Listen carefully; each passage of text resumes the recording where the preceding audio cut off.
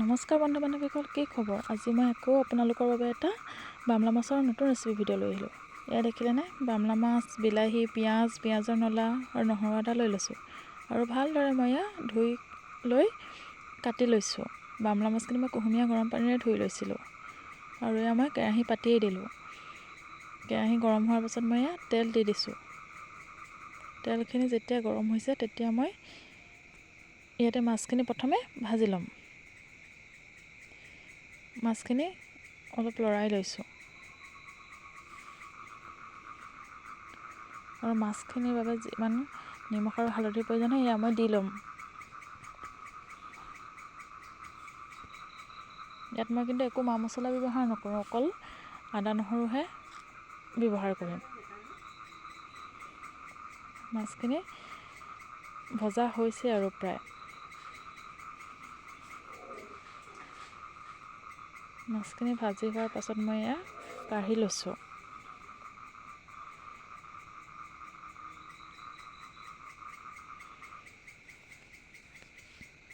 আৰু সেই একেখিনি তেলতে মই পিঁয়াজ দি দিছোঁ।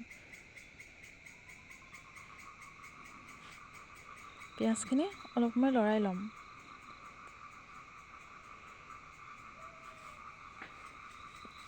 ইয়াত মই হালধি, নিমখ দি দিম। যিহেতুকে আগতে মাছত দি থোৱাই আছে, গতিকে অলপ মই নিমখ হালধি তাকৰকৈ দিছোঁ। এইখিনি ভালকৈ ভাজি লৈছোঁ। পিঁয়াজখিনি কালাৰটো চেঞ্জ হোৱাৰ পাছত ইয়াত মই এতিয়া বিলাহী এড কৰি দিম।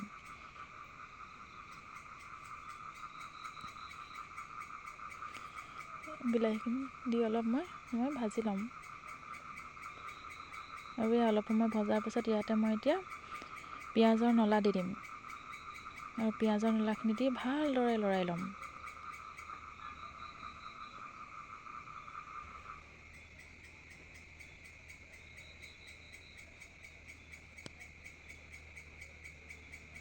আৰু এতিয়া মই ঢাকোন মাৰি অলপ সময় সিজাম।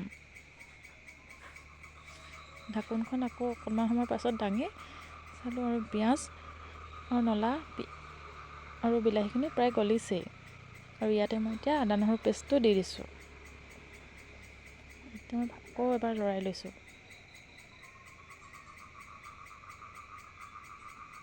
আকৌ অকণমান সময়ৰ কাৰণে মই ঢাকোন মাৰি সিজিবলৈ দিম।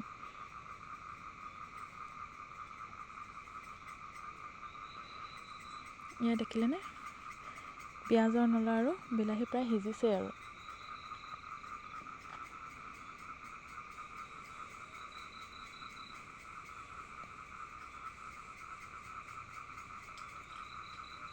এতিয়া ইয়াতে মই জোখমতে পানী দি দিছোঁ। পানী দিয়াৰ পাছত মই ভালদৰে উতলিবলৈ দিম।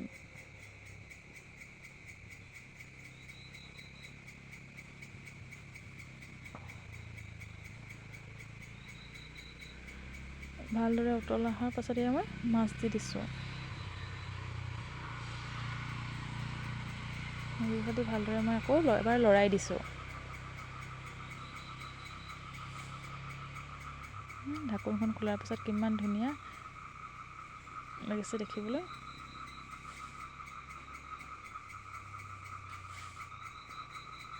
আমাৰ মাছৰ কাৰীখন প্ৰায় হৈছেগৈ আৰু।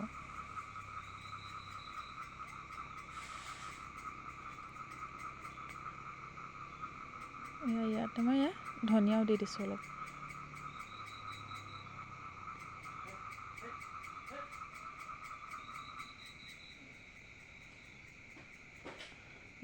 নমাই থ'লোঁ কেৰাহীখন। দেখিছেনে? আজি মই ভাতৰ সৈতে এনেদৰে পৰিৱেশন কৰিলোঁ। কেনে লাগিছে জনাবচোন। যদি আপোনালোকে এনেকৈ নাই খোৱা, খাই চাবচোন, বহুত ভাল লাগে খাবলৈ। মোৰ ভিডিঅ'টো চোৱাৰ বাবে অশেষ ধন্যবাদ।